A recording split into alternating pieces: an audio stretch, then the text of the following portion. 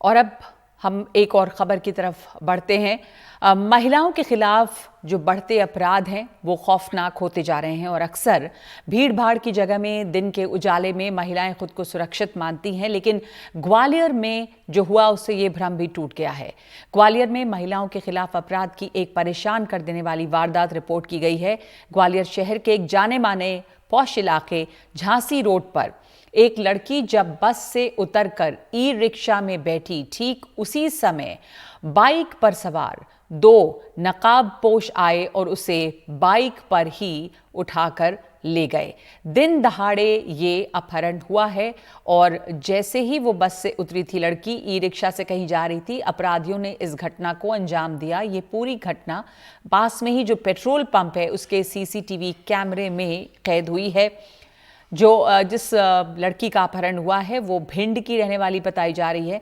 घटना की सूचना मिलने पर पुलिस ने तत्काल चेकिंग और नाकाबंदी शुरू की है, लेकिन अभी तक जो लड़की जिसका अपहरण हुआ है उसका कुछ पता नहीं चला है। लेकिन जिस लड़की का अपहरण हुआ है उसके भाई ने इस घटना के बारे में ये जानकारी दी है। सुबह बच्ची गांव से आ रही थी बस में। सुबह तो यहाँ 9 बजे, 9:15 करीब पेट्रोल पंप पे वो उतरी। यहाँ पे तो दो लड़के आए पे मोटरसाइकिल से। हम उसको लेने आए तब तक वो मोटरसाइकिल पे उसको ज़बरदस्ती पकड़ के बैठाए। वो उतरने की कोशिश करी तो उसको दोबारा पटक लिया और उसको लेके चले गए। कहाँ से आई थी बच्ची? इधर गांव से आई थी, लाहौर से। यहाँ पे क्यों आई थी? हम अपने यहाँ बुलवाया, कार्यक्रम था हमारे यहाँ 23 तारीख का। इसमें कहाँ पर? कैलाश टॉकीज पे रहते हैं। और पुलिस तलाश में जुटी हुई है। सुनते हैं कि ग्वालियर के एसपी राजेश सिंह चंदेल इस बारे में क्या जानकारी दे रहे हैं। ये आज की घटना है और इसमें जो भी परिजनों से बात की है तो ये लोग मूलतः भिंड के रहने वाले हैं जो परिजन हैं, और वहाँ से ही आए थे, बस स्टैंड पे उतरे हैं और फिर ये मोटरसाइकिल पे दो लड़के जो है इसको लड़की को लेके गए। उनको शंका भी उस पर है क्योंकि कुछ दिनों पहले शायद उनके गांव में भी एक लड़का जो है प्रेम प्रसंग के चलते उनके यहाँ आया था और उसके पे भी कोई प्रकरण पंजीबद्ध कराया था। तो हम लोग उस पर प्रकरण पंजीबद्ध करके इनकी तलाश करवा रहे हैं और शीघ्र इनको पकड़ें। और उनके गांव के जहाँ मूलतः रहने वाले हैं वहीं का एक लड़के का नाम आया है जो पहले भी इस तरह का कुछ प्रयास वहाँ पे भिंड में भी कर चुका, घर पे आया था और इस तरह की बात आई। हमारे साथ इस समय जुड़ रहे हैं हमारे सहयोगी देव श्रीमाली। देव श्रीमाली, ये जो घटना हुई है, जो वारदात हुई है, उसके बारे में पुलिस की तरफ से किस तरह की बात सामने आई है अब तक?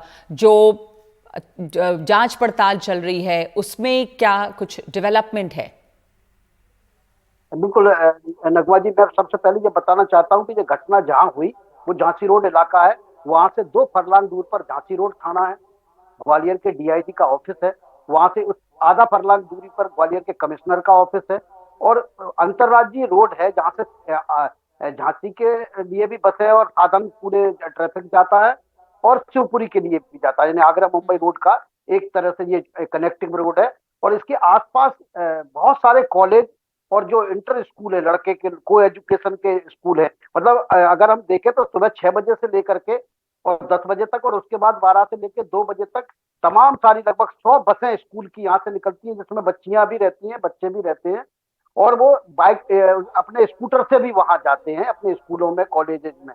पॉलिटेक्निक कॉलेज बिल्कुल सामने था, साइंस कॉलेज भी वहां से आधा फरलांग की दूरी पे था। तो ये बहुत ही एक तरह से बहुत व्यस्त इलाका है, बहुत ही आसपास पॉश कॉलोनी है। और वहां से ये घटना होने के बाद से एकदम लोगों को एकदम सनसनी सी फैल गई है। ये घटना सुबह लगभग 8:58 पर हुई है। लगभग 7:45 ये लड़की बस से उतरी है, लाहौर से अपने बस से आई थी।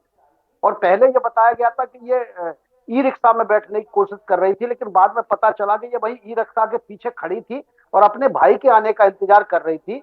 और जब तक इनके भाई पहुंचते तब तक ये 2 बाइक सवार गुंडे आते हैं जो मुंह को हेलमेट से छुपाए हुए थे और पूरे दुस्साहस के साथ जो पीछे का लड़का है, जैसे कि हम सीसीटीवी फुटेज में, एक्सक्लूसिव फुटेज एनडीटीवी पर दिखाए जा रहे हैं, उसमें पीछे से वो लड़का उस लड़की को बिल्कुल गोद में उठाते हुए और पटक लेता है गाड़ी के ऊपर। लड़की छटपटाती है, कूदने की कोशिश करती है, बाइक धीरे धीरे आगे बढ़ती है और पीछे वाला लड़का बैठ नहीं पाता क्योंकि लड़की प्रतिरोध बहुत कर रही थी। उसके बाद जो है थोड़ी देर पर जाने के बाद कैमरा ऑफ हो जाता है क्योंकि चौराहा था और उसके बाद फिर पता नहीं चलता कि ये लड़के कहाँ से चले गए। सबसे बड़ी बात यही है कि गुंडों के हौसले कितने बुलंद हैं, अपहरणकर्ताओं के हौसले कितने बुलंद जी कि जी। लड़की को उठाते हैं और थाने के बिल्कुल नजदीक से उठाते हैं, लेकिन उनके दिमाग, उनके चेहरे पर कोई ऐसा खौफ नहीं। ये बहुत महत्वपूर्ण बात है। आपने बहुत अच्छी तरह बताया कि ये जो इलाका है ये बहुत व्यस्त इलाका है, यहाँ से बहुत सारी बसेज आती जाती हैं और यहाँ पर सुबह के समय ये घटना होती है। रोली शिवहारे भी हमारे साथ जुड़ी हैं, महिला एक्टिविस्ट हैं, और जो हमारे सहयोगी बता रहे थे अभी रोली जी, सबसे ज़्यादा परेशान करने वाली बात वही है कि जब दिन के समय, सुबह के समय भीड़ भाड़ का इलाका, महिलाएं अपने को सुरक्षित महसूस करती हैं, लेकिन सुरक्षित नहीं है। जिस तरह की ये वारदात हुई है, पास में थाना है, बावजूद इसके हौसले कितने बुलंद हैं। ये एक बहुत ज्यादा परेशान करने वाली घटना है जो हुई है वहां पे। जी नगमा, मध्य प्रदेश में अगर अपन बात करें तो मध्य प्रदेश की स्थिति में अभी कोई सुधार नहीं हुआ है। पिछले कई सालों से अगर हम देखते हैं तो इस प्रकार की कई सारी घटनाएं हमको बीच बीच में दिखने मिलती हैं। और इस जो वीडियो अभी आप चला रहे हैं उसमें दुखद ये है कि पीछे पेट्रोल पंप में काफी सारे लोग खड़े हुए हैं। उन लोगों ने कोई, एक तो ये है कि उन्होंने, आप देखिए उसमें कोई, उनका कोई रिएक्शन उसमें नहीं दिख रहा है कि उसको रोकते या कुछ करते। तो मुझे लगता है कि मतलब सबसे पहली बात तो एक ये होती है कि मतलब ठीक है, दिन दहाड़े ये घटना हो रही है, अपने आप में दुखद है पुलिस थाने के बावजूद, और एक ऐसा इलाका है जहां पर ये घटना हो रही है, काफी चलता फिरता इलाका है जहां पर लोग आते हैं, लेकिन लोग भी उस पर कोई रिएक्शन नहीं दे रहे हैं। एक तो सबसे बड़ी बात मुझे ये समझ में आती है कि सबसे लोग परेशान क्यों करने नहीं वाली आगे आते हैं। बात वही है जैसा आप बता रही हैं, सीसीटीवी फुटेज में ये दिख रहा है, बगल में पेट्रोल पंप है, उसी का सीसीटीवी है, उसी की फुटेज है, वहां पे लोग हैं। लड़की, जैसा अभी हमारे सहयोगी भी बता रहे थे, कि काफी ज्यादा प्रतिरोध करती है और बावजूद उसको लेके जाते हैं बाइक पर, लेकिन इतनी देर में किसी ने वहां पर आगे आने की कोशिश नहीं की। बगल में पुलिस थाना है, वहां पर से कोई हलचल नहीं हुई। तो अब जाकर पुलिस इस पर क्या कह रही है कि तफ्तीश चल रही है, नाके जो चेक पोस्ट हैं वहां पर वो रोक बंद किया गया, लेकिन क्या अपडेट है इसके ऊपर?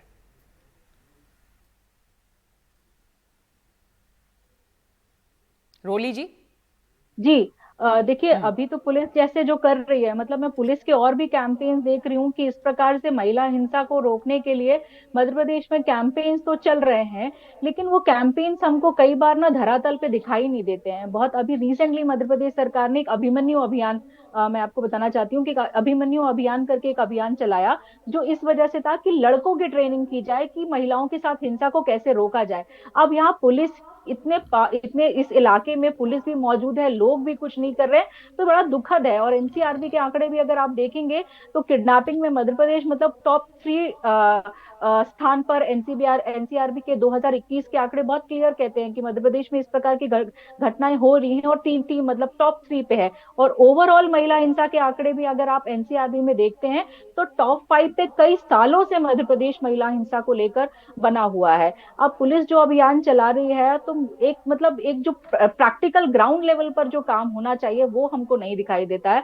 अब इस मामले में भी जब तक इस पे बहुत दबाव नहीं बनाया जाएगा, और अभी तो मध्य प्रदेश में इलेक्शन अभी जस्ट हुए हैं, तो ये भी अपने आप में एक बड़ी बात है कि महिला हिंसा को कौन कैसे देखता है, क्योंकि वो भी एक बहुत बड़ा मुद्दा है जिसको सभी पॉलिटिकल पार्टीज को देखना चाहिए और गंभीरता से देखना चाहिए, क्योंकि इस प्रकार की घटना लगातार हो ही रही है मध्य प्रदेश में, चाहे वो रेप की हो, चाहे लड़कियों के साथ किडनैपिंग की घटनाएं हो।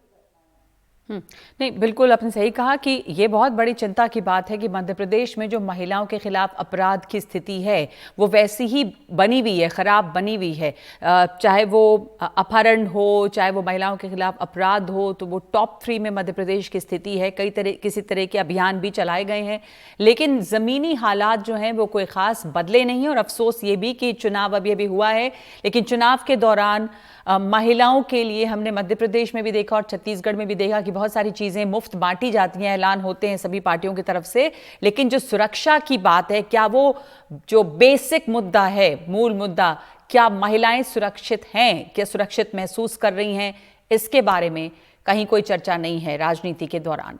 बहुत धन्यवाद आपका रोली शिवहारे हमारे साथ जुड़ने के लिए। एक ब्रेक ले रहे हैं इस समय हम 5 की बात में, और ब्रेक के बाद मालदीव के नए राष्ट्रपति भारतीय सेना को द्वीप से क्यों करना चाहते हैं बाहर।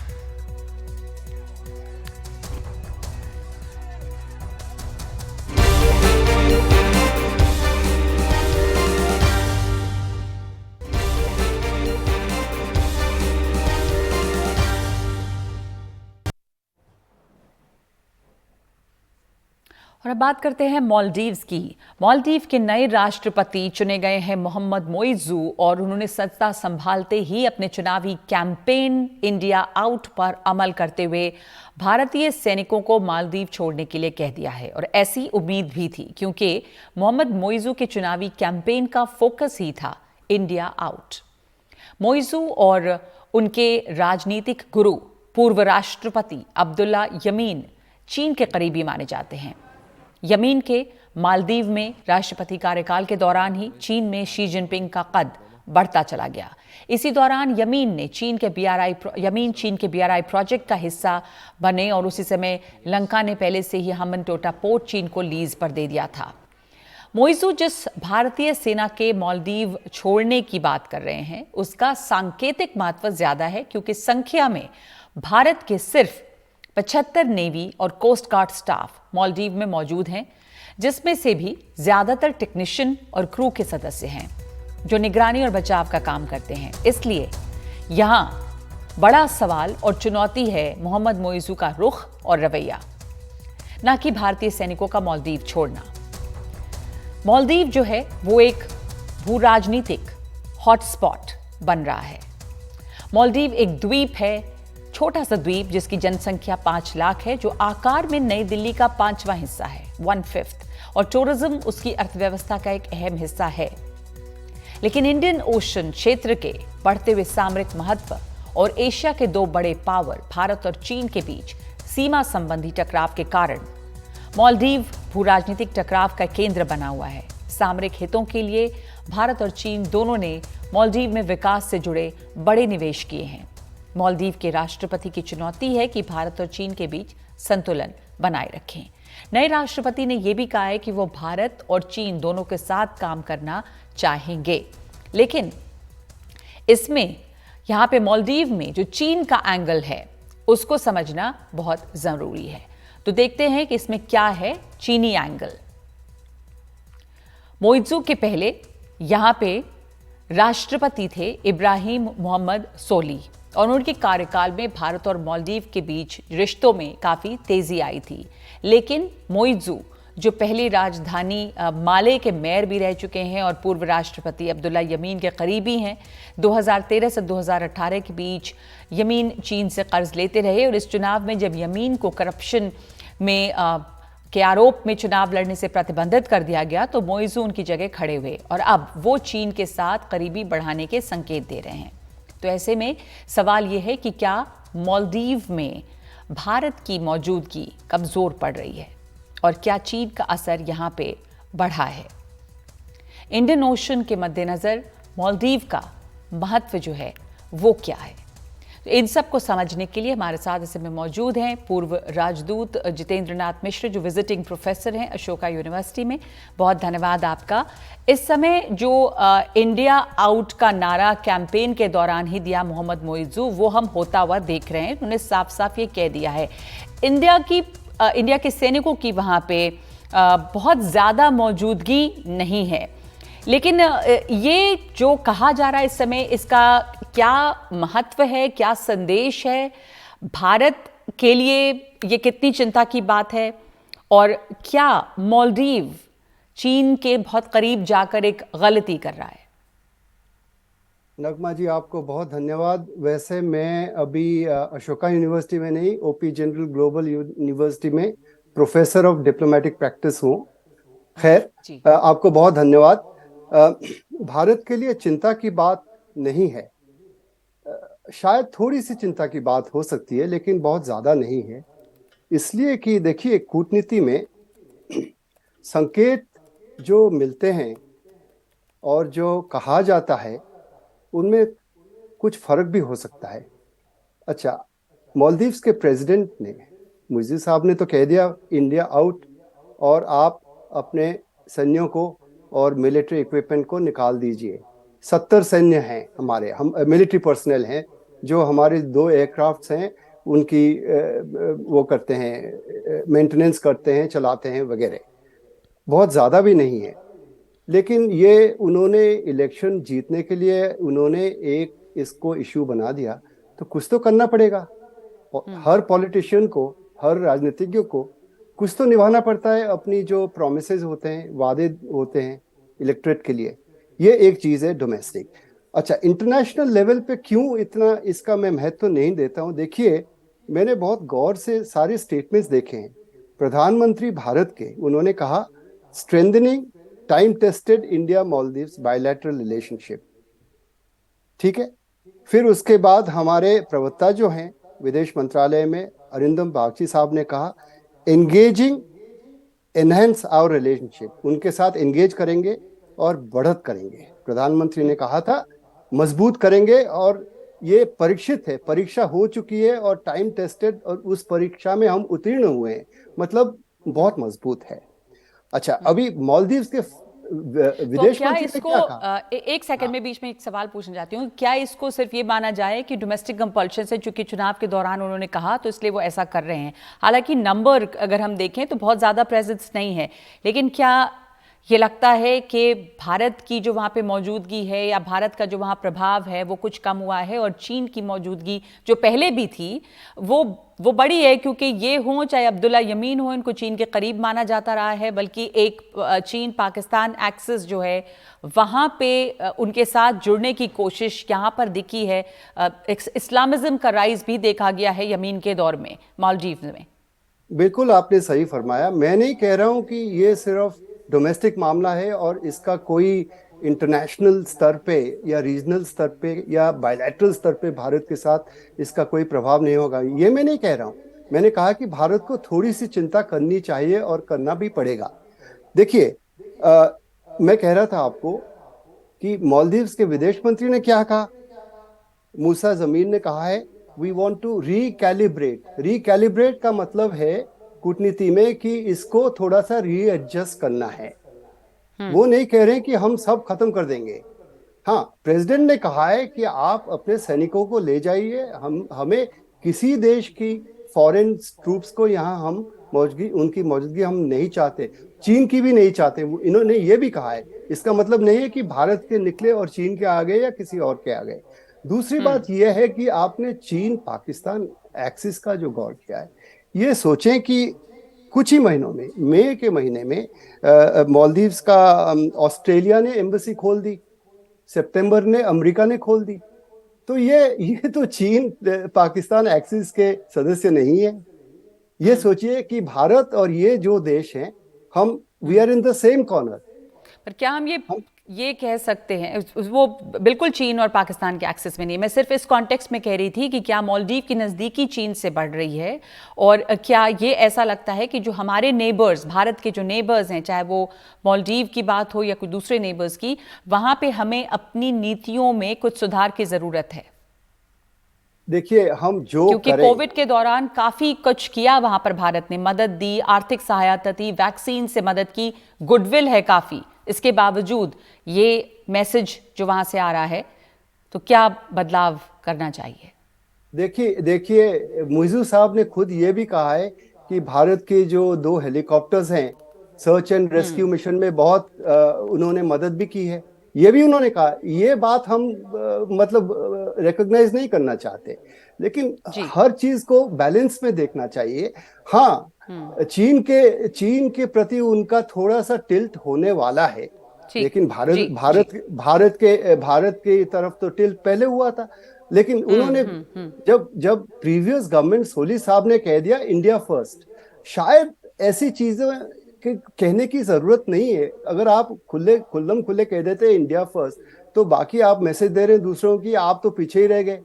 इसकी जरूरत नहीं है डिप्लोमेसी में, मेरे हिसाब से। तो अभी जो है रीबैलेंसिंग होगा, और आप प्रोजेक्ट्स इंडिया के जो रिव्यू करेंगे, देखिए चाइनीज प्रोजेक्ट्स सोली साहब ने आपने कहा कि एक रिकैलिब्रेट का शब्द भी इस्तेमाल किया गया है, रीबैलेंसिंग, और सोली साहब ने जैसे इंडिया फर्स्ट कहा था, वो कहने की जरूरत नहीं है डिप्लोमेसी में, लेकिन भारत को थोड़ी बहुत चिंता करने की आवश्यकता है, पर ज्यादा नहीं। धन्यवाद आपका हमारे साथ जुड़ने के लिए। 5 की बात में एक ब्रेक ले रहे हैं इस समय हम, और उसके आगे राजस्थान चुनाव से जुड़ी खबरें।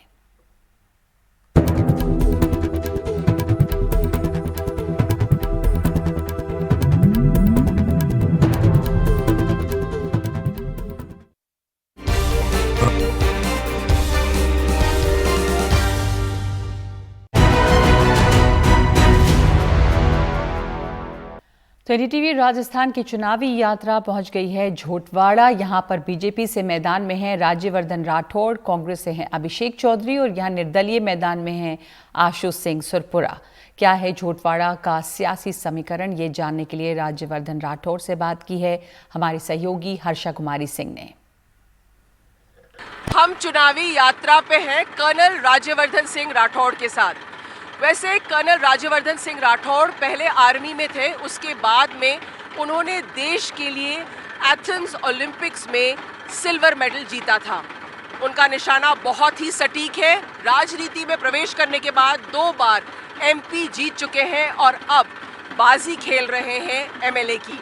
पार्टी ने उन्हें झोटवाड़ा से मैदान में उतारा है। इस विधायक का चुनाव वो लड़ रहे हैं।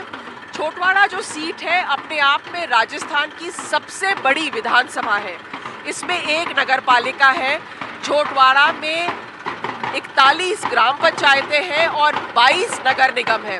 तो आइए देखते हैं कितना सटीक और कहाँ लगता है कर्नल राज्यवर्धन सिंह राठौड़ का निशाना इस बार। हम लोग आपके साथ चुनावी यात्रा पे हैं, तो सबसे पहले क्या सोच के जो सांसद हैं उनको एमएलएज का चुनाव लड़ाने का क्या रणनीति है?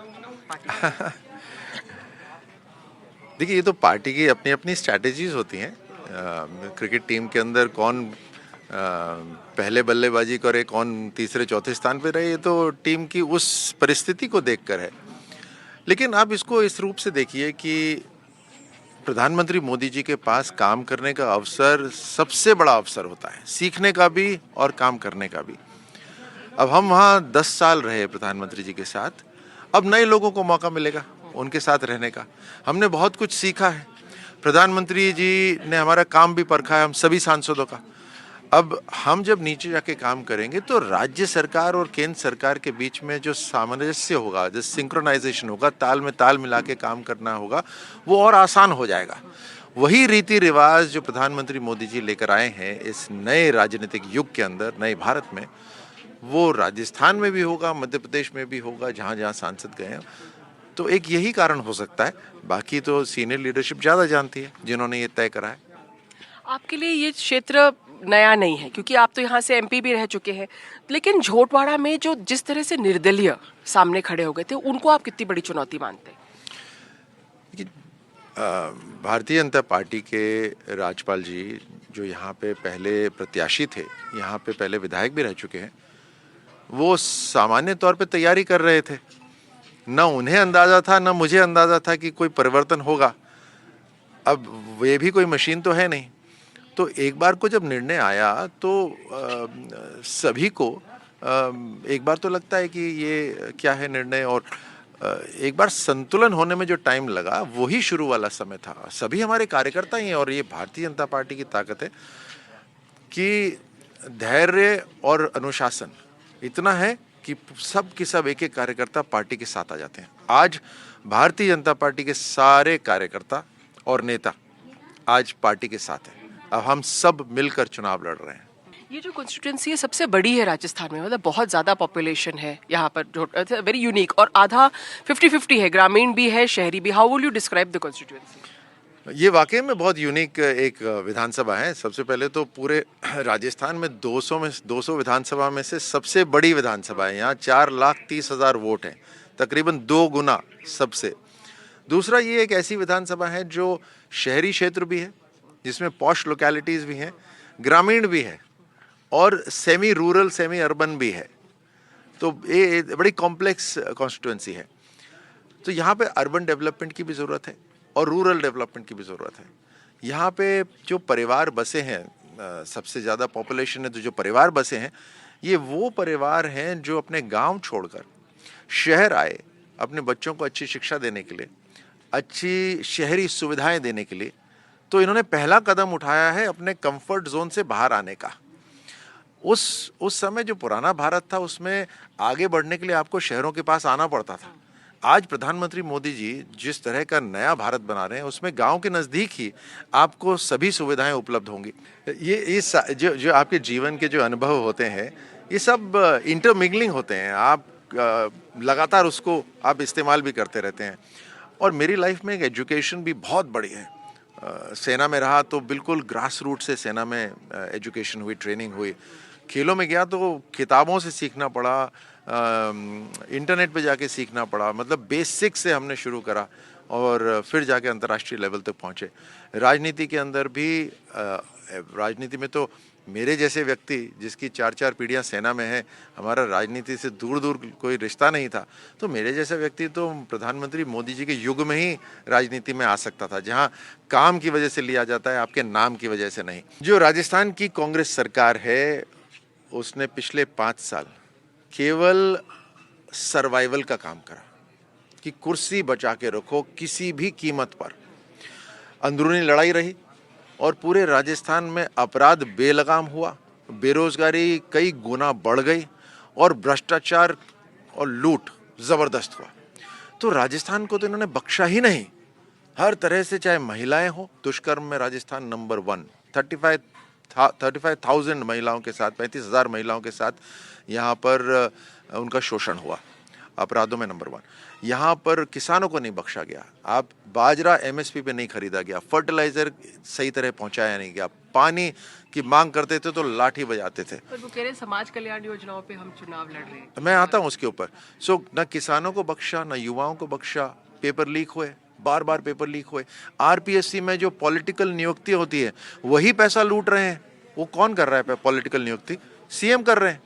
चाहे युवाओं को नहीं बख्शा, महिलाओं को, किसानों को, किसी को। लॉ एंड ऑर्डर, कन्हैया जैसे गर्दन काटी गई, वीडियो बनाया गया, न जाने कितने कन्हैया मारे गए होंगे। तुष्टिकरण हुआ, आज पलायन हो रहा है राजस्थान के अंदर।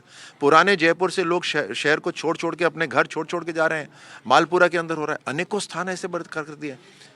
तो ये सारी चीजें जो है ये इसी कारण से हुई है क्योंकि केवल कुर्सी की चिंता थी और किसी की चिंता नहीं थी। और दूसरी तरफ प्रधानमंत्री मोदी जी की योजना, अब आपने जो मेरे से दूसरा प्रश्न करा कि ये समाज सेवी योजनाएं लेकर आ रहे हैं, कब लेकर आए? चुनाव से 2 महीने पहले।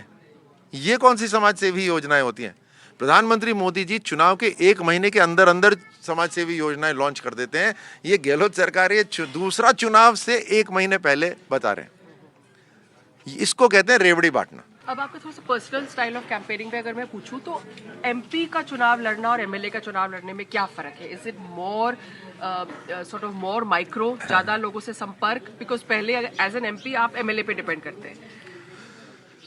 मैं तो राजनीति में 2014 में ही आया था, तो मैंने तो आके जो प्रथा चल रही थी उसको देखा। राजस्थान में तो कम से कम एक ऐसी प्रथा है कि यहाँ पे विधायक ही होते हैं सब कुछ करता धरता। तो वही सांसद का चुनाव लड़वाते हैं, वही नीचे पार्षदों को चुनाव लड़वाते हैं, सरपंचों, वही सब मैनेजमेंट करते हैं। यहाँ तक कि अगर आपको विधानसभा में जाना भी है तो पहले आपको अनुमति लेनी पड़ती है विधायक से कि मैं जाना चाहता हूँ। तो अब जैसी प्रथा थी वैसी थी।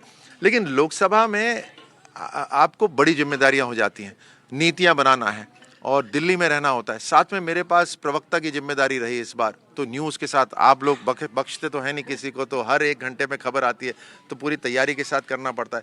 उससे पहले सूचना प्रसारण में था, फिर पूरी 450 न्यूज़ चैनल्स वगैरह, तो वहाँ तो आग लगी रहती थी, तो वहाँ बहुत बड़ी जिम्मेदारी थी।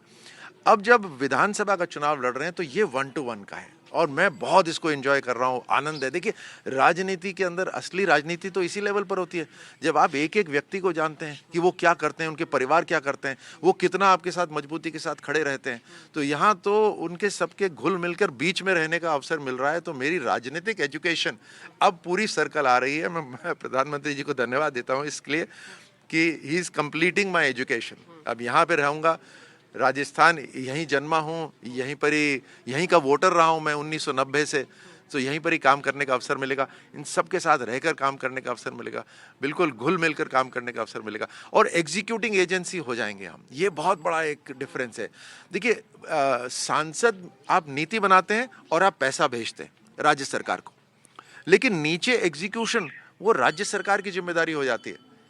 तो अब हम राज्य सरकार के रोल में जब आ रहे हैं तो यहाँ पे जितनी भी काम करने वाली एजेंसीज हैं, अधिकारी हैं, वो हमारे हाथ में होंगे, यानी एक एक पाई का हिसाब कर सकते हैं, उसको कितनी जल्दी काम हो। प्रधानमंत्री मोदी जी ने जैसे गति शक्ति बनाया वो राजस्थान में भी होगी। यहाँ पे क्या होता है, सड़क बिछाते हैं, 2 महीने बाद सड़क खोद देते हैं, उसको फिर थोड़ा मोड़ा रिपेयर करते हैं, फिर 2 महीने बाद फिर खोद देते हैं। पहले पाइपलाइन बिछाई, उसके बाद में फाइबर ऑप्टिक डाला, हर बार कुछ नया कर देते हैं। मैंने किसी से पूछा ऐसा क्यों होता है, तो किसी ने बोला ये तो योजनाबद्ध तरीके से हो रहा है, कॉन्ट्रैक्टर्स को पता है कि हल्की फुल्की सड़क बनाओ क्योंकि 2 महीने बाद टूटनी है। ऐसे काम हो सकता है क्या? मोदी जी को देखिए, वो एक ब्लैक बोर्ड पे लिख देते हैं, कंप्यूटर पे लिख देते हैं कि यहाँ पर अगले 2 महीने तक 3 महीने तक आपको क्या विकास करना है। तो सड़क वाला बोलता है मुझे सड़क बनानी है, जो फाइबर ऑप्टिक वाला बोलता है मुझे लाइन ले करनी है, पानी वाला बोलता है मुझे लाइन लेकर, फिर बोलते हैं अब सब एक साथ मिलकर कर दो उसको। पैसा भी बचता है और काम भी पक्का होता है। ये ज़रूरत है, ये कोऑर्डिनेशन की ज़रूरत है। तो राजस्थान में काम करने का अब अवसर मिल रहा है और जीत निश्चित है। आपका अगला प्रश्न यही होगा तो मैं बता देता हूँ, भाजपा की जीत निश्चित है और राजस्थान के अंदर राम राज्य स्थापित होगा। जम के काम करेंगे यहाँ पे। Last question, as a sportsman, as a marksman, क्या टारगेट है? Always bullseye? झोटवाड़ा विधानसभा का प्रत्याशी हूँ, मेरा पूरा का पूरा फोकस झोटवाड़ा पर है। एक एक ढाणी, एक एक गांव जाएंगे, एक एक वार्ड में, एक एक कॉलोनी में जाएंगे, एक एक घर में जाएंगे और सबको भरोसा है, मुझ पे भरोसा है और ख़ास तौर से प्रधानमंत्री मोदी जी की मोदी गारंटी के ऊपर भरोसा है। इसीलिए 100% यहाँ पे चुनाव तो जीतेंगे ही, हम एक बड़े मार्जिन के साथ भी जीतेंगे और उसके बाद काम भी जमकर होगा। अगले 5 साल राजस्थान और खास तौर से झोटवाड़ा, उसका विकास निश्चित है क्योंकि भाजपा आ रही है।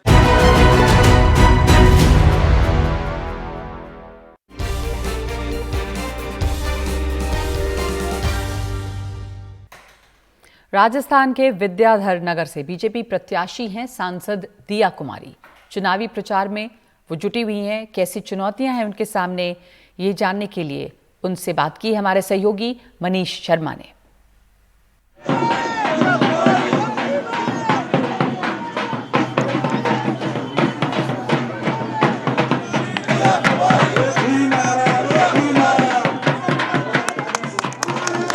हम विद्याधर नगर से बीजेपी के प्रत्याशी सांसद दिया कुमारी के कैंपेन ट्रेल पर हैं। इस वक्त वो हरमाड़ा में मेरे साथ मौजूद हैं। उनसे बात करेंगे किस तरह की तैयारियां और चुनौतियां वो इस चुनाव में महसूस कर रही हैं। दिया जी, एनडीटीवी के लिए समय निकालने के लिए बहुत धन्यवाद। धन्यवाद, बहुत बहुत।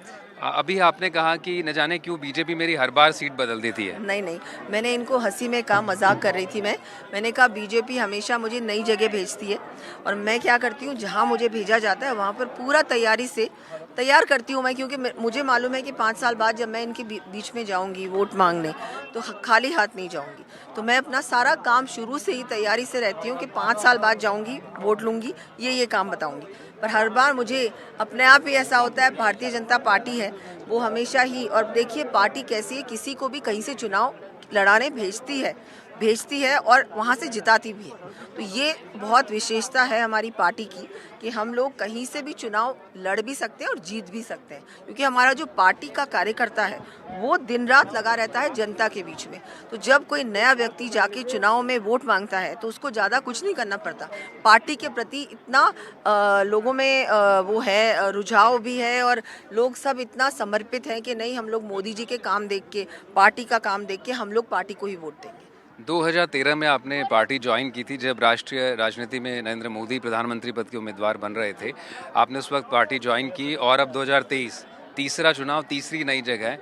विद्याधर नगर की जनता को आप क्या कहेंगे? पता लगा 2028 में जब चुनाव हो तो दिया कुमारी की और नई जगह से। नहीं ऐसा, अब देखिए ये तो पार्टी का डिसीजन होता है, इसमें मैं कोई डिसाइड नहीं कर सकती। और देखिए अगर नई जगह भी होती है कभी भी तो मैं ये इनको अश्योर कर सकती हूँ कि इनके काम सारे करके जाऊँगी। वैसे hopefully next time Vidyadhar Nagar से ही मौका मिलेगा और अगर पार्टी का डिसीजन होता है ये तो, लेकिन मैं अपनी तैयारी ऐसी करती हूँ कि मैं अगर कहीं और भी जाऊँ, अब राजसमंद है 6 महीने रह गए लेकिन उनके सारे काम मैंने सैंक्शन करवा दिए, कुछ काम खत्म होने वाले हैं, कुछ काम खत्म हो चुके हैं, है ना। तो उनको तो कोई भी आएगा उसको सिर्फ रिबन ही काटना है और कुछ नहीं। तो इनको भी मैं यही करके जाऊंगी। पहली बात मैं जाऊंगी नहीं, पर अगर पार्टी कुछ भी डिसाइड करती है, हम लोग पार्टी के कार्यकर्ता हैं और पार्टी जो भी डिसीजन लेती है हम लोग उसके साथ जाते हैं। तो पार्टी आगे जो भी डिसाइड करे वो मैं पार्टी पे छोड़ती हूँ, लेकिन मेरा काम अधूरा नहीं रहेगा। मैं आप लोगों को पूरा अश्योर कर रही हूँ कि मैं 101 प्रयास करूँगी, 101% कि आपके सारे काम जैसे ही मैं यहाँ से विधायक बनूँ तुरंत शुरू कर दूंगी। आपने कहा कि विधायक बनेंगे तो तत्काल फ़ौरन काम शुरू कर देंगे।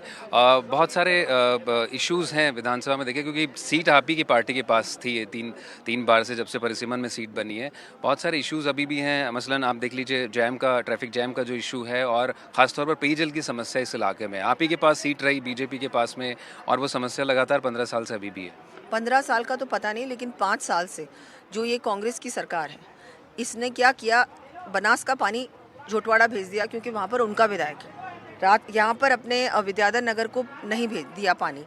जेजेएम में सब कुछ जोड़ने का काम था। पूरे राजस्थान में घर से नल को जोड़ने की जो योजना है मोदी जी की, वो विद्याधर नगर में लागू नहीं की। यहाँ के बहुत सारे एरियाज इन्होंने छोड़ दिए जानबूझ के। तो ये भेदभाव तो कांग्रेस ने किया है ना। पानी की बात कर रही हूँ, ट्रैफिक जैम की बात है, वो भी स्टेट गवर्नमेंट का काम है। इनको कॉलेज चाहिए, स्टेट गवर्नमेंट का काम है। इनको सैटेलाइट हॉस्पिटल चाहिए, स्टेट गवर्नमेंट का काम है। अगर एमएलए दूसरी पार्टी का है तो वो सिर्फ प्रयास कर सकता है, बात को रख सकता है, लेकिन सैंक्शन करना तो ये तो स्टेट गवर्नमेंट की रिस्पॉन्सिबिलिटी है, उनका काम होता है। उन्होंने जानबूझ के नहीं करा। हमारे विधायक बहुत प्रयास कर रहे थे, लेकिन इन्होंने जानबूझ के उनके काम रुकवाए। क्योंकि तैयारी यहाँ से लगातार, जो पिछली बार प्रत्याशी थे कांग्रेस के सीताराम अग्रवाल, वो इस बार फिर से कर रहे हैं। और ये जो सीट है, इसका अगर मोटे तौर पर देखें तो ब्राह्मण, वैश्य और राजपूत वोट बैंक बड़ा मायने रखता है इस सीट के लिए। कितना टफ आप अपने लिए मान रही हैं, क्योंकि सीधा सांसद से वापस विधायक पद पर आई हैं और विधायक का चुनाव लड़ रही हैं। पहले आप विधायक थीं। कुछ लोग कहते हैं कि पॉलिटिकली ये डिमोशन है। वो तो समय ही बताएगा डिमोशन है कि नहीं, लेकिन मैं ये बोल रही हूँ कि डिमोशन और प्रमोशन वाली बात नहीं है। सबसे इम्पॉर्टेंट बात ये है कि भारतीय जनता पार्टी की सरकार राजस्थान में बन रही है। चाहे कोई भी कुछ भी बोले, चाहे गहलोत जी कुछ भी कह दें, कोई भी झूठी बातें करें, गारंटीज़ पे गारंटीज़ की झूठी बातें करें, कोई उनको बिलीव नहीं कर रहा है। उन्होंने फेल हो चुके हैं, वो उनका टाइम अप हो चुका है। और हमारा मोदी सरकार जिस तरह से हमारे संकल्प पत्र में जो कुछ लिखा है, बहुत विजन के साथ लिखा है, सोच के साथ लिखा है। ऐसी घोषणाएं नहीं की है जो हम पूरी नहीं कर सकते। कांग्रेस तो कह रही है पूरा संकल्प पत्र हमारी गारंटीज का कॉपी पेस्ट कर दिया है। बिल्कुल भी नहीं है। हमारी सरकार जो कहती है कर दिखाती है। इनकी सरकार कुछ भी नहीं करती, सिर्फ झूठे वादे करती है, झूठी बातें करती है। जब इनकी सत्ता में जब इनकी सरकार नहीं बनी थी, उस समय भी इन्होंने 3-4 बातें कही थी, उनमें से एक बात भी पूरी नहीं की। कहाँ दिया बेरोजगारी भत्ता युवाओं को, कहाँ पर इन्होंने किसानों के कर्ज माफ़ किए, कुछ भी नहीं किया। क्या बातें करते हैं। एक बड़ी बात अभी आप यहाँ अपने जनसभा में भी कह रही थी कि महिला विरोधी पार्टी, कुछ लोग कांग्रेस से आपके यहाँ शामिल हुए बीजेपी में, आप कह रहे हैं महिला विरोधी पार्टी। एक बात बीजेपी ने कही, जो संसद में बिल भी पारित हुआ, नारी शक्ति वंदन अधिनियम, और 33% आरक्षण का प्रावधान रखा गया। लेकिन जब टिकट अनाउंस हुए तो आपने कांग्रेस से कम टिकट दिए, 20 टिकट दिए आपने 200 विधानसभाओं में महिलाओं को। ये बात तो देखो, पार्टी लेवल पे डिसीजंस होते हैं, किसको किस सीट से लड़ाना है, किसको नहीं लड़ाना, वो पार्टी लेवल के डिसीजंस है। मैं ये कहूँगी कि 33% आरक्षण तो भारतीय जनता पार्टी की सरकार में ही हुआ है ना। मैं भी वहाँ पर सांसद थी, मैंने भी वो किया, और मैंने देखा था ऑपोजिशन बहुत अंदर बहुत ज़्यादा इनको लग रहा था कि ये कैसे हो गया। और वो अपनी तरफ से बहुत उन्होंने कोशिश की, कुछ ना कुछ बीच में लाए डिबेट को फालतू में, जबकि नॉन डिबेटेबल होना चाहिए था। इसको सर्व सहमति से ये बिल पास होना चाहिए था, इसमें डिबेट की भी कोई आवश्यकता नहीं थी। लेकिन फिर भी अड़ंगा डालने के लिए ज़बरदस्ती इन्होंने इसको डिबेट में किया, और पता नहीं क्या क्या बीच में लेके आए। इनकी मानसिकता महिला विरोधी है। इनका मंत्री बोलता है विधानसभा में, ये तो यहाँ पर बलात्कार हो गए तो क्या हो गया, ये तो मर्दों का प्रदेश है राजस्थान। जो आदमी ऐसा बोलता है, जिस पार्टी का व्यक्ति इस तरह की टिप्पणी करता है, वो पार्टी महिला विरोधी पार्टी है। क्योंकि प्रधानमंत्री का आप जिक्र कर रही हैं, एक आखिरी सवाल मैं आपसे लूँगा, क्या बड़े मुद्दे आप इस विधानसभा में इस बार विद्याधर नगर की जनता के सामने रख रहे हैं? क्या वादे हैं 5? जितने भी इनके विकास के काम हैं, चाहे हम लोग बात करें पानी भरता है जगह जगह पे, पाइपलाइन पानी की जोड़नी है, सैटेलाइट हॉस्पिटल है, कॉलेज है, सिविल लाइन है, ये सब चीज़ें हैं। ये सब चीज़ें मैं तुरंत प्रभाव से, जैसे ही हमारी सरकार बनेगी, मैं एमएलए बनूंगी, तुरंत प्रभाव से मैं इनको प्रयास पूरा रहेगा कि जल्द से जल्द ये काम पूरे हो। बहुत शुक्रिया। तो ये थी दिया कुमारी, सांसद राजसमंद से, और जो इस बार विद्याधर नगर से बीजेपी की प्रत्याशी हैं। मुकाबला कांग्रेस के सीताराम अग्रवाल से है। कह रही हैं कि जो समस्याएं यहाँ बनी हुई हैं, पानी की समस्या और जो है और दूसरे तरह की सीवरेज की समस्या और इंफ्रास्ट्रक्चर को लेकर वो काम करेंगी। तो इनके कैंपेन ट्रेल से मैं मनीष शर्मा, विद्याधर नगर से, एनडीटीवी के लिए।